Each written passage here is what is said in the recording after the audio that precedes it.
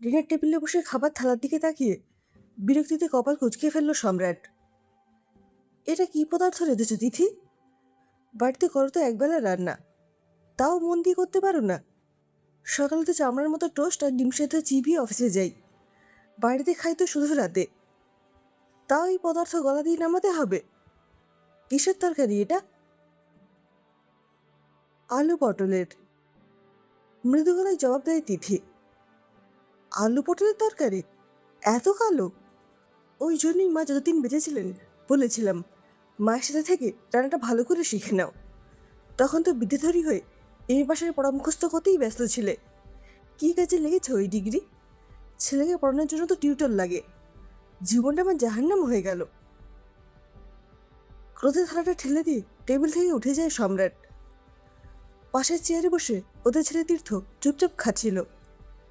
এই পাশে মাকে বলে উঠল, মা, তুমি বাবাকে বললি না কেন আজ বিকেলে তোমার খুব শরীর খারাপ হয়েছিল? তাও তুমি আমাদের জন্য রান্না করে দিয়েছ। এত সহ্য করো কিভাবে জানি না। তীর্থ এবার আস্তে আস্তে বড় হয়ে যাচ্ছে। মায়ের জন্য এই বাড়িতে একমাত্র ওর মনে একটু নরম জায়গা আছে। 20টা বছর কেটে গেল এই বাড়িতে দিথির। যখন বিয়ে হয়ে এসেছিল তখন ওর এমএ পরীক্ষার ফাইনাল ইয়ার। তিথির বাবা সম্রাটের বাবার হাতে ধরে অনুরোধ জানিয়েছিলেন মেয়ে তার পড়াশোনায় এত ভালো, ওকে যেন পরীক্ষাটা পাশ করার সুযোগ দেওয়া হয়। অনিচ্ছা সত্ত্বেও অনুরোধটা মেনে নিয়েছিলেন ওরা। এই বাড়িতে আসার পরই এমএ পাশ করে সে। সম্রাট প্রথম থেকেই রাগী স্বভাবের মানুষ। শুধু তিথি নয়, ওর মা বাবাও ওর সাথে কম কথা বলেন। এমএ রেজাল্ট সম্রাটকে দেখালে সে বলে ওঠে, পাশ করতে চেয়েছিলে, করেছ। এবার যেন আবার ধ্যাতাং ধ্যাতাং করে বাইরে চাকরি করতে চেও না।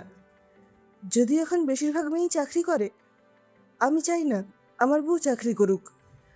আমি যে রোজগার করি তাতে তোমার আমার খেয়ে পরে ভালোভাবেই কেটে যাবে। তিথির মনে হয়েছিল তার গায়ে কেউ যেন এক বালতি বরফ ঠান্ডা জল ঢেলে দিল।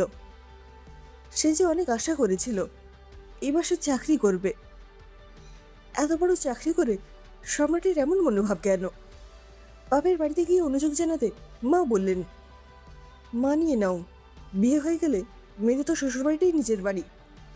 তিথির এবার আর শাশুড়ির সহযোগী হয়ে রান্নাঘরে যোগদান করা ছাড়া উপায় থাকলো না।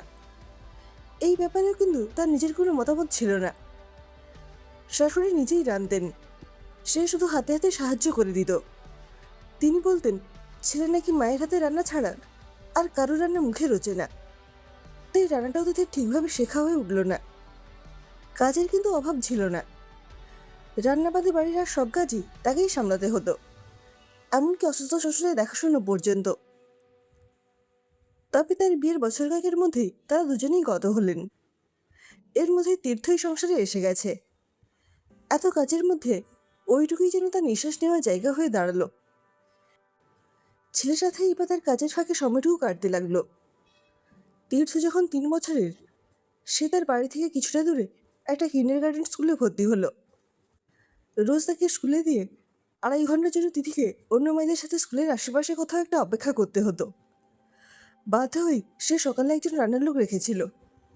রাতের রান্না সে নিজেই করত। সম্রাটের কোনোদিনও তার রান্না পছন্দ ছিল না। কোনো রকমে সে অসন্তুষ্ট মুখে খাওয়া শেষ করত। এর মধ্যে হঠাৎ তীর্থর এক বন্ধুর মা অযাচিতভাবে তিথির এই নিরস জীবনে একটা আশার আলো নিয়ে এলো। সে তিথিকে বলল, তুই তো আর আমাদের মতো না, অনেক পড়াশুনো করেছিস, কাছে একটা পার্ট টাইম জব আছে, করবি? কি কাজ রে? পাশের পাড়ায় এক বৈজ্ঞানিক ভদ্রলোক আর তার স্ত্রী থাকেন। স্ত্রী অতি সাধারণ মহিলা, উচ্চশিক্ষিত নন। কোনো এক দুর্ঘটনায় ভদ্রলোকের 2 চোখই নষ্ট হয়ে গেছে। অনেক চেষ্টা করেও আর ভালো হয়নি। ভদ্রলোক বিজ্ঞান বিষয়ে কতগুলো বই লিখতে শুরু করেছিলেন। এখন চোখের জন্য আর লিখতে পারছেন না। তাই ওর হয়ে লেখার জন্য উনি একজন লোক খুঁজছেন। উনি বলে যাবেন, তোকে লিখে যেতে হবে, তুই তো কম্পিউটারও জানিস। ভদ্রলোকের ল্যাপটপে টাইপ করে দিলেও হবে। বেশিক্ষণ না, দিনে 2 ঘন্টা করে করলেই হবে। এই সময়টুকু তো তোর বসে বসেই নষ্ট হয়। ভালো টাকা রোজগার হয়ে যাবে, তোর বাড়িতেও কেউ জানবে না। একটু ইতস্তত করে তিথি রাজি হয়ে গেল। বড় হয়ে তীর্থ স্কুল বাসে গেলেও তিথি কিন্তু তার কাজটা বজায় রেখেই যাচ্ছে। কোনো প্রয়োজন থাকলে সে আগে থেকেই বলে আসে বা ফোন করে দেয়। সকালে সবাই বেরিয়ে যাওয়ার পরে সে ঘন্টা দুয়েকের কাজ করে ফিরে আসে।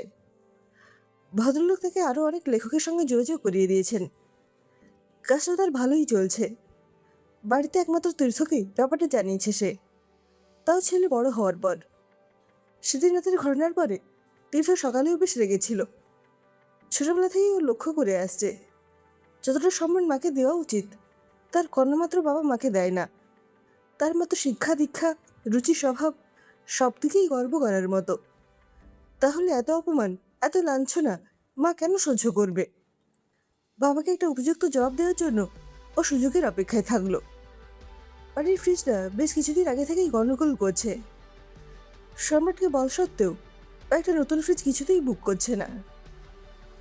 তিথি এখন যা রোজগার করে তাতে অনায়াসেই একটা ফ্রিজ কিনে ফেলতে পারে, কিন্তু সম্রাটের ভয়ে সাহস করে উঠতে পারছিল না। দিন দুই পরে সম্রাট অফিসে বেরিয়ে যাওয়ার পরে তীর্থ মাকে বলল, চল মা, ফ্রিজ বুক করে আসি। তিথি ভয় পাচ্ছিল। তীর্থ এতে রেগে গেল। মা ছেড়ে বেরিয়ে ফ্রিজ বুক করে এলো। পরে রবিবারের বাড়িতে ফ্রিজ ডেলিভারি হবে ঠিক হলো। রবিবারের সকালবেলা যথারীতি সম্রাট সকালে জলখাবার নিয়ে কটু মন্তব্য করতে শুরু করলে তীর্থ গিয়ে বাবার সামনে দাঁড়ালো। রাগে তার মুখটা লাল হয়ে উঠেছিল। আচ্ছা বাবা, মাকে তুমি ঠিক কি ভাবো? বাড়ির রাঁধুনি? মায়ের এত পড়াশোনার কোনো মূল্যই তো তোমার কাছে নেই। আমাদের ফরমাস মতো রাধার জন্য যদি কোনো পেশাদার রাঁধুনি এই কাজ করে দিত, তাকে কত টাকা মাইনে দিতে তুমি? আর তার সাথে ঠিক এইভাবে কথা বলতে পারতে তো? মা যদি অফিসে চাকরি করতো কত টাকা মাইনে পেত? মাকে তো তুমিই ঘরে আটকে রেখেছ। অফিসে কাজ করলে কাজের মূল্য পাওয়া যায়। বাড়িতে এত কাজের কি কোনো দাম নেই? মা তো একদিনও ছুটি পায় না। আর মাকে কিন্তু এত অসহায় ভেবো না। আজ তোমাকে জানিয়ে রাখি, মা অফিসে চাকরি না করলেও একটা সম্মানজনক কাজ করে, সংসারটা সামলেই করে। মা যাদের সাথে কাজ করে তারা উচ্চশিক্ষিত, শিক্ষার দাম দিতে জানেন। এর মধ্যে কলিং বেল বেজে উঠল। দোকান থেকে ফ্রিজ ডেলিভারি দিতে এসেছে। অবাক বিষয়ে সম্রাট তার স্বভাবসিদ্ধ রাগ চেপে রেখে জিজ্ঞেস করলো, আমাকে জিজ্ঞাসা না করে ফ্রিজকে বুক করেছে, টাকা দেবে কে? কেন মা? মাকে একটু বুঝতে শেখো বাবা। সংসারের প্রয়োজনে এখন শুধু তুমি না, মাও খরচ করতে পারে। দুজনে মিলে একটা খুশি সংসার গড়ে তুলো না বাবা। মাও তার অক্লান্ত পরিশ্রমের একটু মূল্য পাক। নির্বাক হয়ে সম্রাট শুধু ছেলে দৃপ্ত মুখখানার দিকে তাকিয়ে থাকলো। ও কবে এত বড় হয়ে গেল?